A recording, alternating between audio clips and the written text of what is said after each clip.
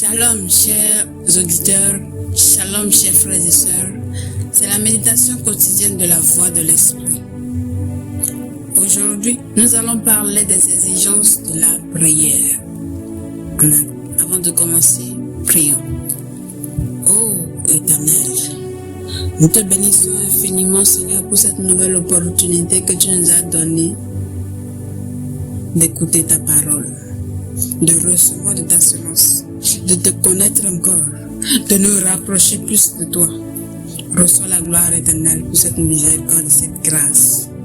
Père, voici, nous te prions, rends notre cœur une bonne terre et arrose-nous afin que nous puissions porter les fruits de ces semences. Grave cette parole, imprime ces paroles, Seigneur, en nous, afin que nous en vivons, que nous ne les gardons pas seulement dans notre intérieur, mais que nous les pratiquons également par ton esprit, au nom de Jésus-Christ. Amen. Alors, chers frères et sœurs, au-delà du fait que la prière est un dialogue entre le chrétien et son Dieu, et le fait que Christ a dit que tout ce que nous demanderons en son nom, il le fera, la prière en elle-même a des exigences. Pour pouvoir parcourir ces exigences, nous allons utiliser deux passages. Marc 11, versets 22 à 26 et Matthieu 6, versets 5 à 8. Matthieu 6, verset 5 à 8 se lit ainsi. Lorsque vous priez, ne soyez pas comme les hypocrites qui aiment à prier debout dans les synagogues et au coin des rues pour être vus des hommes. Je vous le dis en vérité, ils reçoivent leur récompense. Mais quand tu pries, entre dans ta chambre, ferme ta porte et prie ton Père qui est là dans le lieu secret. Et ton Père qui voit dans le secret te le rendra. En priant, ne multipliez pas de vaines paroles comme les païens qui s'imaginent qu'à force de paroles ils seront exaucés. Ne leur ressemblez pas, car votre Père sait de quoi vous avez besoin avant que vous ne le lui demandiez. Marc 11, verset 22 à 26, qui se lit ainsi. Jésus prit la parole et leur dit: ayez foi en Dieu.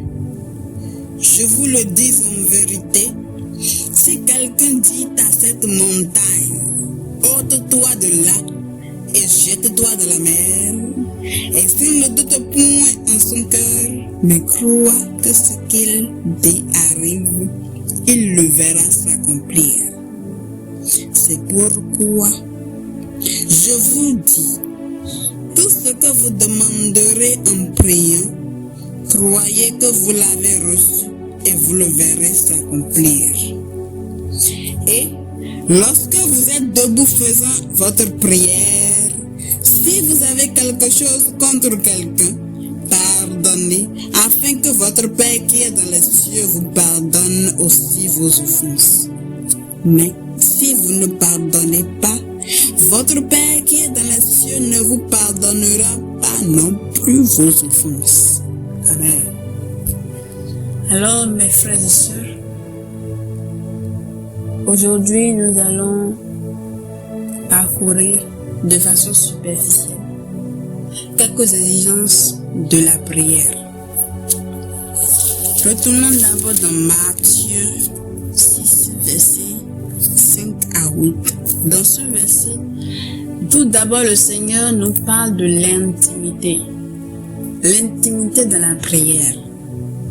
La prière n'est pas, quand tu veux prier, c'est que tu vas te mettre en haut, tout le monde va te voir. C'est que tu n'as pas, lorsqu'on veut parler à son bien-aimé, on n'a pas besoin de la voix. On parle à son bien-aimé de façon intime. Dieu est là dans le lieu secret. C'est pas comme s'il était là-haut dans les cieux que notre voix allait atteindre, encore plus que notre voix ne peut même pas l'atteindre. Donc il est près de nous, il est omnipotent, omniprésent, omniscient. Il est près de nous là. Et même lorsque nous chuchotons, il peut l'entendre. Comme David pouvait le dire, où pourrais-je fuir loin de toi? Même lorsque je rentre dans le trou, tu y es. Donc partout que nous sommes, Dieu est là. Nous n'avons pas besoin d'hausser la voix si haut. Pour que tout le monde sache que nous sommes en train de prier, de faire bouger tout le quartier. Non, mes frères. La prière, c'est entre Dieu et moi. Ce n'est pas entre la population, Dieu et moi. Donc, manifestons l'intimité pendant que nous prions. Secondo, cette parole parle aussi de la multiplication de vaines paroles. Priez avec stratégie. Priez par le Saint-Esprit.